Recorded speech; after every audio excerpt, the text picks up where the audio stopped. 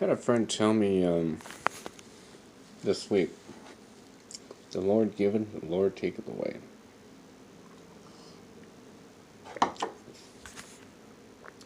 I have an issue with that. I'm not gonna lie.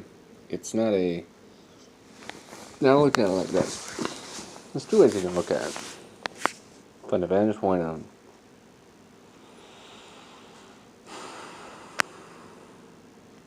God,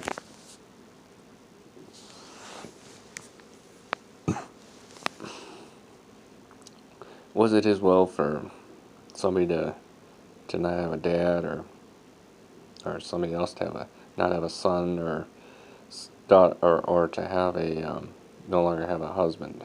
I don't believe so. I believe God is all about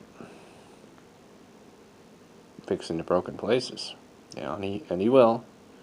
He'll send people their way to will fix what's broken, and and I think that's something that He specializes in most. And that's a hard place. That's hard to understand. That we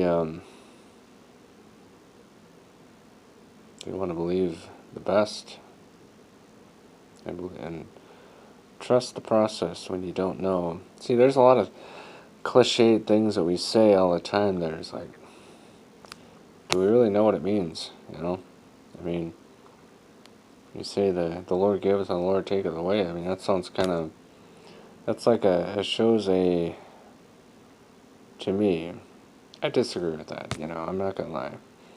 Because Job said it, and, he just kind of said it in like, almost like disbelief, like, just kind of saying something to fill air. And a lot of believers have taken hold of that and said, oh, well, the Lord giveth and the Lord taketh away. It's like, I don't believe that. I believe that, God is the giver of life. But I believe we also have an enemy that, it's proven in the Word, steal, kill, and destroy. So to me, that's contradictory to say that He takes life, because you have an enemy that wants to kill you, steal from you, and destroy you.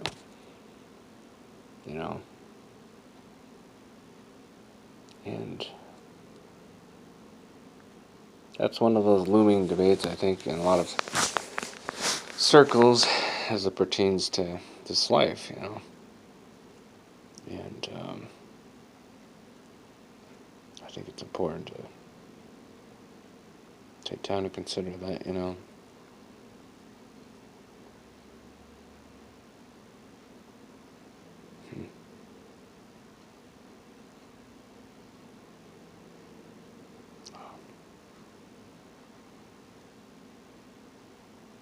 Actually, I'm going to start reading excerpts from this book. It's a good book, though. I mean, it's about grief, but it's not something that, it's a difficult subject to write about, because there's so much emotions, there's so much there, and it's just crazy when it rains it pours sometimes, because even like this week, I think there was about 3 or 4 friends online who each lost somebody this week, so it's like you're not alone, I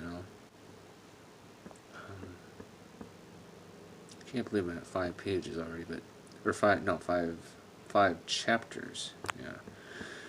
That's pretty cool, though, and I've been working on it since January, but I don't really know how long it's going to be. I'm just kind of take it one day at a time, so I know that.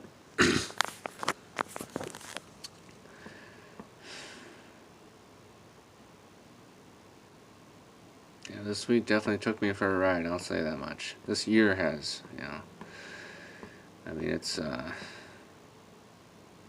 I keep going back to that, man. Did you ever think 5 years ago that, oh, in 5 years from now you'll be going to Matt's, memorial? I'm like, really? I would have said no. You're freaking kidding me. You're lying to me, man. Not him. Not that man. You know.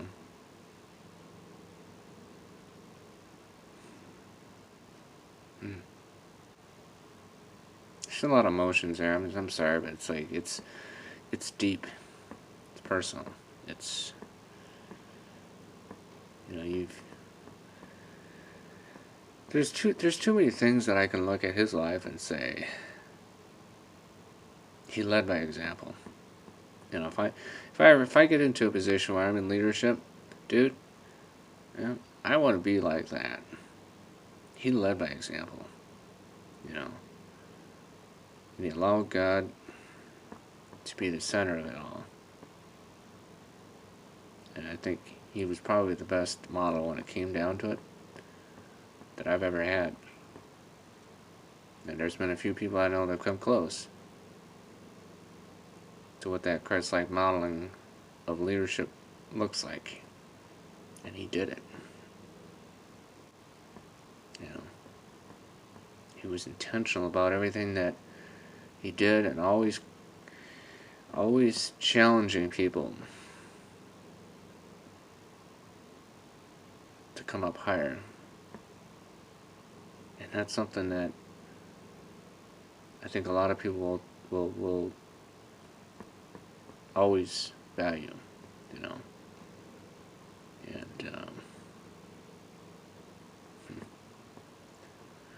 there's not enough things that that a person in my shoes can say about him. But I know I'm rambling, but way over my limit. So, next video.